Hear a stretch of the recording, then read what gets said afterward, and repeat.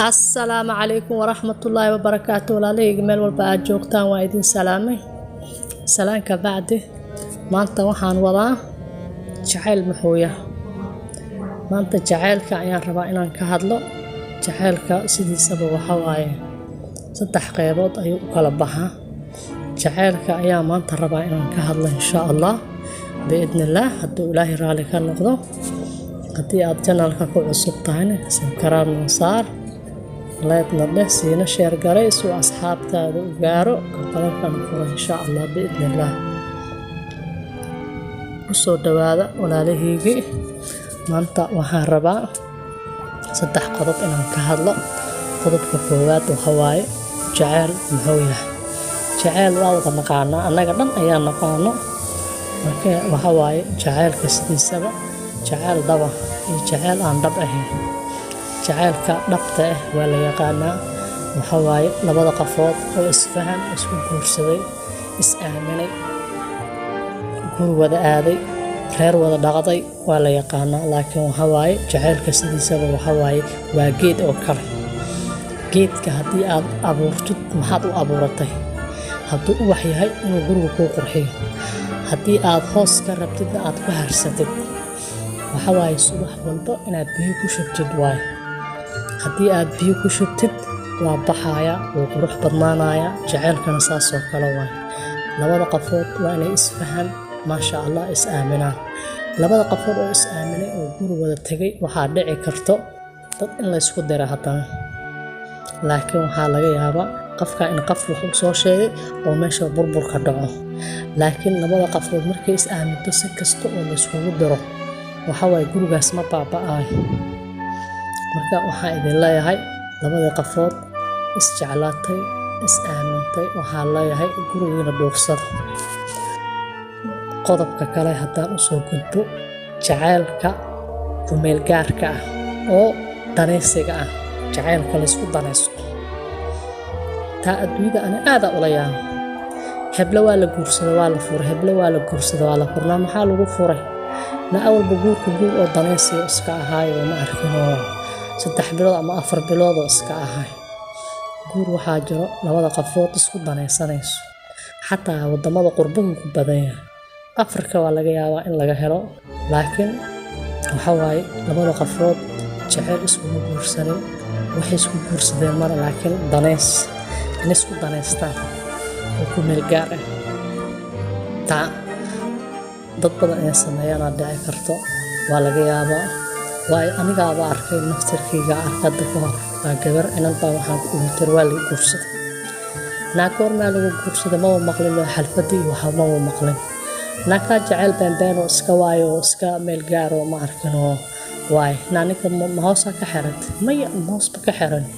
waan isguursanay waa isqabnaa, laakiin waxa waaye guur oo iska danaysa ah waay. taa waa aad u la yaab. marka waxa waaye waxyaabahaas camalna ma fiicno. waxa waaye Allah subhanahu wa ta'ala nin walba qalooshoodiis markuu ka soo baxayo waxa uu mahiisana. labada qafood oo is aaminto waxa waaye irsaaqada Ilaahay ku maqan. irsaaqada Ilaahay waa sacwa. waxa wax walba iska imaanay. nolosha waxa waaye hadii la is aamino Allah lagu kalsoonaado, gurigaas waa guriga barwaaqo waa. guur kale waxaa jiro guurar kale waa iska badan, jacaylka iska badan. guur waxaa jiro inamo iska daruufaysan leeyahay ninkaan kaawina ku dhaqi karo, odagaan lacag uu leeyahay ama dibadda ka yimid ama markuu nin ganacsata ah waaye, naareerkaana markuu wada nin weyn ku dhaqi kare guurso. waxa waaye ninkaan naagta ma guursan, ma shukaansanay, iyadana ma shukaansanay. labadaas qafood waxaa laga yaabaa gurigaas inuu dhismanba waaye. laba qafood ah isfahmaynin, is aqoonin waaye oo la isku daray waaye. sheeko maxaa laga bilaabaa waaye, ma bis yaqaanaan, aqoon isku malahan. marka waxa waaye waxaa leeyahay rag iyo dumarba ha ka tigtoonaadaano. waxa waaye qofka Ilaahay aaminay oo Ilaahay ku kalsoon, waxa waaye jacaylkiisa ama guurkiisa ama wixiisa Ilaahay baa u ballan qaaday.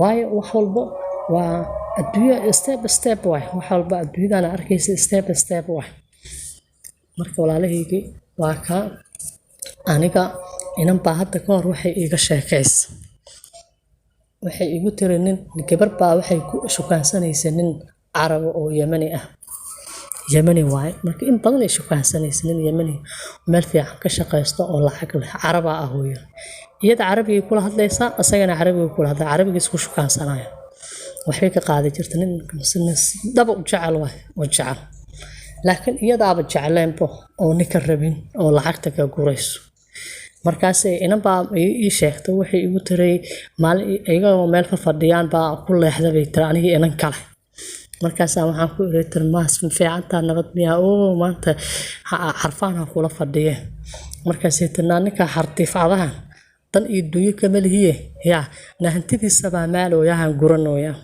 ma wax rajo aan ka leeyahay yaraatay ma jirto mana jecel laakiin asaga jacantu jecel yahay aan lacagta ka guraaya asaga marka wuxuu sameyn jiray marka iyada telefoonka soo dhaco wax walba ay sheegayso hadal walba ay sheegayso waa duubooya waa qabsanooya isla markii maba ka waalanaba waxay markii la shukaansi wixii la dhamay macsalaam aliyo inantii baa iiga sheekeynayso maalintii adiga laba maalin saddex maalin ma soo wacin maalintii dambe wacdahay xabiibi maxaa kugu dhacay sidee tahay ma fiican tahay wuxuu ku yiri af Soomaaliya bal kula hadlo wuxuu ku yiri xartiifadaha aad rabtid inaad ku meel gaarto ma xoolihiisa aad qaadatid aniga Soomaaliya waa ka badiyaa marka waxa waaye gabdhaha qaar waxaan u sheegayaa waxyaabo qaar waa iska dhacaan nin ajaaniba marka aad shukaansanaysid ama rabtid inaad u bareerto inaad shukaansid aad rabtid waa iska macquul inuu hore Soomaali u soo bartay ama oo as Soomaali yahay oo as ajaanib iska dhigay waa inaad marka hore aad ka tigtoonaatid aad iska fiirsid waxaa ku hadlaysid inaad kantarooshid ninka naftarkiisa waxyaabo qaar waa jira oo naago oo ajaanib iska dhigaayo ma arkino af Soomaali yaqaan xataa idinku ajaanib af Soomaali yaqaanana jiraan marka walaalahaygii waxyaabahaas ama laga tigtoonaado insha Allah biidnillah